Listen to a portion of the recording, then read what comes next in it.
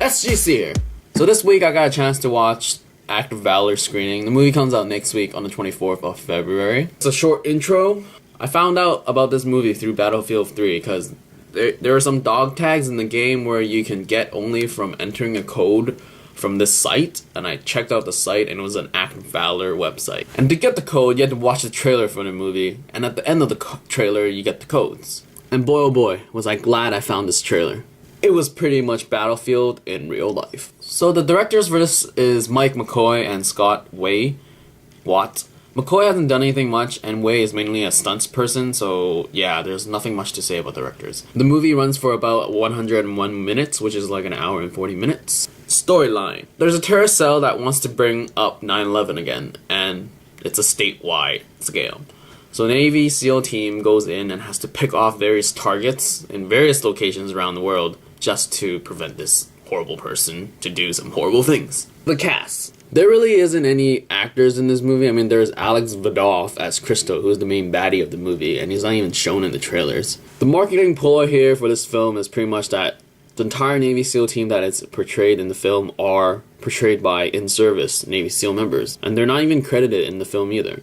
So in terms of actual acting from actors, there isn't much to say here, so let's move on. So nitpicking. Even though I applaud them in using real Navy SEALs in this movie, I found it as a stretch to say in an interview that no actors could realistically portray or physically fill the roles they've written. So they had to get real guys in. I mean, how many other war films are out there that portray real Navy SEALs? I don't think there's a lot. That's why this movie is sort of grabbing your attention, because no other film usually does real people. I mean, you have great movies like Hurt Locker, who brought in like actors that portrayed people that was, I don't know, really soldier-like. Since these are real guys, when there's no action but rather character development, sometimes the lines were delivered kind of very corny. Like, I know that they were trying to be serious and that they were trying to be authentic, but maybe whoever wrote the lines was kind of like, I need some humor here.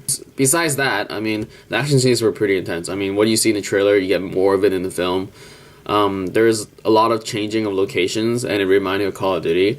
But while the actual action scenes were happening, it reminded me of more of a Battlefield realism in terms of how there's a lot of prep work going through into each operation while boots are on the ground.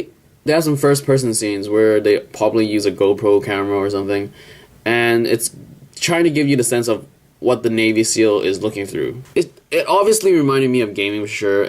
It might turn some people off, but it's used well here. I mean, it's not like Doom version of like the first person, like we're just trying to fit in, oh, I'm from Doom. But here it really gives a sense of like that urgency of, oh, like there might be a guy behind the corner and I really need to tense up and like check my corner sort of thing. But as a movie, there is one scene that sort of doubts the authenticity that the movie sort of made throughout the film, is that, I mean, it felt very Hollywood in this scene, and I rather would have liked it if they stuck with what really happened in real life situation. But then again, maybe the real life situation is the Hollywood scene. I can't say much without spoilers, but let's just say I didn't expect someone to go nuts near the end of the movie. I also give them props for making an entire storyline out of this. I mean, in the trailers, it doesn't seem like there's a plot, but there is. And it's a scene where the plot and character development were a priority that the movie sort of lose its steam, and it dragged on if you were expecting, like, action scene upon action scene. But then again, I think it really brings up the more realism of this film that it's the message that it's trying to portray in terms of, even though that it might have lost some steam in the action sense, but I think these human interactions made the film even more real. Like, it gives the sense of that these SEALs are not robots. They don't go overseas just to kill because someone told them to. Rather, they are just like humans like you and me. I mean, they have families and family issues, and I think that was really good of them to show this side that, yes, these are not cold-blooded killers. Rather, they are just doing the job to protect their families. So, recommended to. Realistically, I think if you want what the trailer was giving out, you'll sort of be disappointed because there's a lot more action-packed than you expect from the movie. I mean, in the first probably like 15-20 minutes, it's sort of like character development. There's no real action, sort of. So you can be like, oh, where's the action at? So if you're purely there for action, I think you're not going to enjoy as much, so sort of change your mindset to more of a realistic, authentic. Ideally, I would recommend everyone to watch this. I mean, it's supporting the troops that make us safe. I mean, we give so much money for a movie such as Star Wars Episode 1 and 3D, and not this. Star Wars Episode 1, not crazy about that, but people are watching it way too much already. Act of Valor, I think, will you actually learn something? I mean, feel more emotions besides just thrills and adrenaline. I mean, this is what I think sort of Hollywood's going for now, is that's what we need, and that's all the movies they're pushing out. It's like, you gotta be excited, and stuff like that. So overall, like, the realism really points back to all the games that nowadays people play. I mean, like, take a light machine gun, for example, in, like, Call of Duty. It's not that crazy.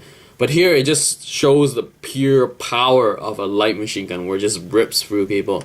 And it really, like, points to the fact why, if this thing is so great, why isn't everyone carrying it? It's just like, it's too much power. So yes, I recommend it to all peoples. I will watch this again at a better theater, because in the screening theater, that theater was just horrible. Yeah. And also, just to support it in ticket sales. I mean, screenings, you don't support them through ticket sales. And yes, of course, I will buy it on Blu-ray when it comes out. So that is my review on Act of Valor. So remember, new videos on Tuesday, Wednesday, and Friday. Like it, subscribe, check it out.